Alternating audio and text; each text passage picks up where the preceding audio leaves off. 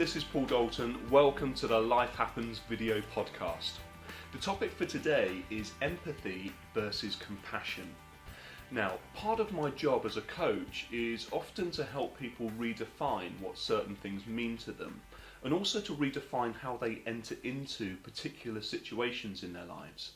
And a great example of where this crops up quite a lot is in the way that we use empathy as a way of making meaningful connections with other people and to offer them our support. There are so many kind-hearted people in the world that do have a genuine and deep desire to alleviate the pain and suffering of others, to do whatever's necessary to offer a helping hand. And that really is needed. The world just seems to work a lot better when we're willing to all pull together and to help each other out. And it doesn't even matter if the people we're helping are in distant countries far away and that we're never going to meet them, or if those people are a lot closer to home, our families, our friends, loved ones. But what I often find in kind-hearted people is that in order for them to feel as if they can be of any useful service to those who are suffering in the world, then they need to remain in a deep state of empathy. Now, the word empathy literally means in feeling, or to feel into. Or to put it another way, it's the capability we have of sharing in the emotions of another being.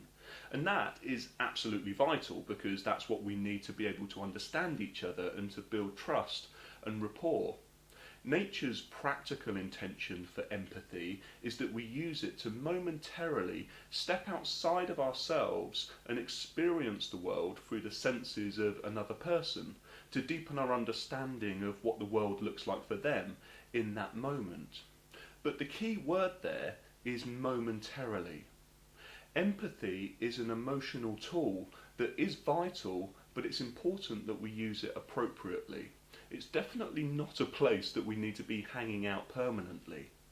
You see, when we hang out with empathy as a strategy for driving us to do what's necessary to alleviate the pain and suffering of others, it means that we have to join them in their pain and suffering. We make it our own. But all we really achieve is to double the amount of pain and suffering that's being experienced. Now, that may seem like a really noble thing to do at the time, but we're not really doing them or ourselves any favours. There's a quote that is often attributed to Abraham Lincoln that goes, "You cannot save the poor by destroying the rich." And if we strip away the obvious financial or material connotations of that, we can start to get to the heart of why empathy can often blind us to the truth of how we really need to be if we want to be of any use to the people who are suffering in the world.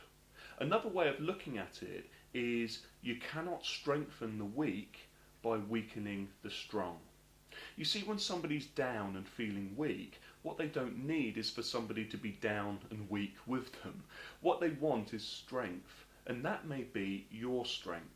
Which is why it's so important for us to be able to trade empathy for compassion. Compassion means that once you acknowledge that someone's in pain, you can act on that desire to help them, but you don't have to join them in their suffering. When you can be compassionately there for someone, you do that from your own well-being. It's like the airplane safety presentations that tell you to fix your own oxygen mask before you attempt to help somebody else.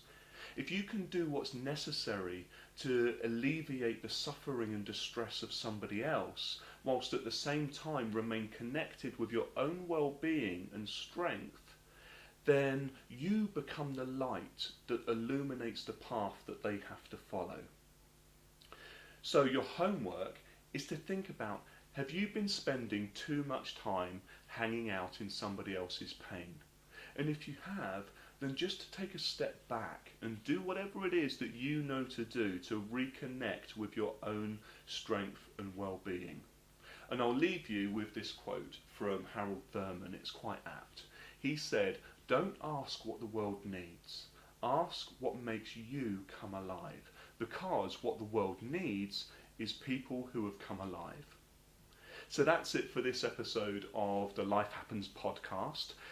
please do come and visit me at the website. It's www.life-happens.co.uk. But I look forward to seeing you next time. In the meantime, you have my very best wishes. Take great care of yourself. Goodbye for now.